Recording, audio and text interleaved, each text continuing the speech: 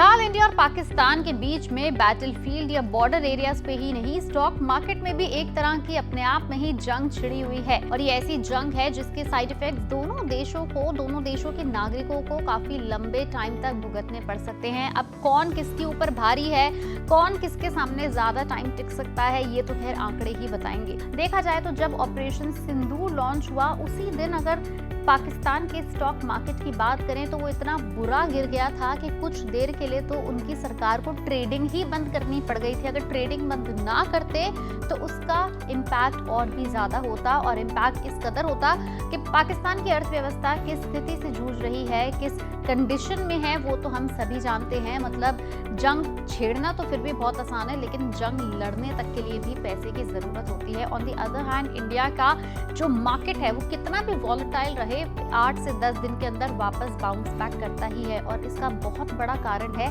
India के stock market का volume, उसकी इंटेंसिटी और उसका साइज।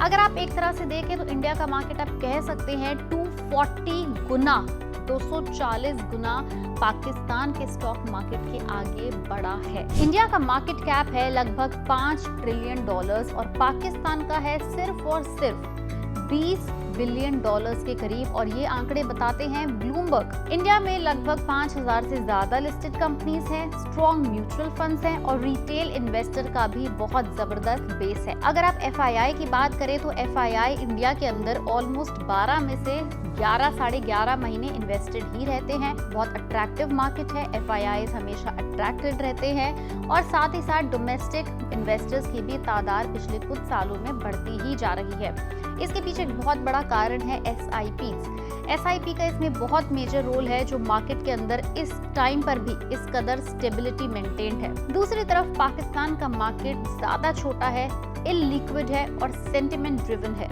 मतलब पॉलिटिकल या मिलिट्री इंस्टेबिलिटी मार्केट पे सीधा इम्पैक्ट करती है। मैक्रो लेवल पर भी इंडिया का स्टॉक मार्केट काफी ज्यादा स्ट्रॉन्ग है।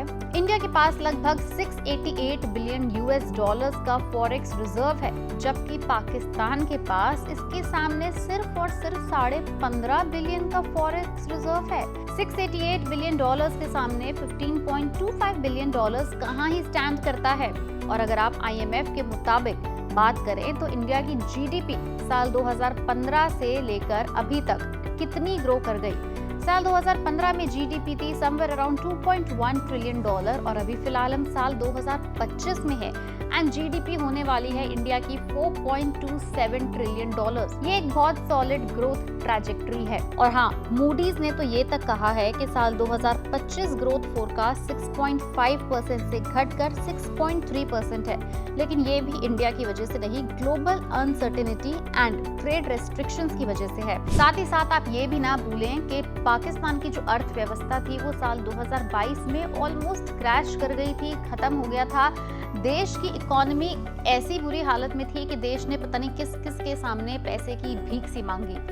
इसी साल 2025 में IMF ने पाकिस्तान को लगभग $2.1 बिलियन का एक छोटा सा लोन दिया था, जिसको of course I am pretty sure उन्होंने ये छोटी मोटी जंग खेलने के अंदर खर्च भी कर दिया होगा। तो क्या पाकिस्तान इंडिया के सामने लंबे समय तक इस लड़ाई में टिक पाएगा, वो तो सवाल बहुत दूर का है। पाकिस्तान फिलहाल अपना स्टॉक मार्केट बचा ले, वो ही गनीमत है।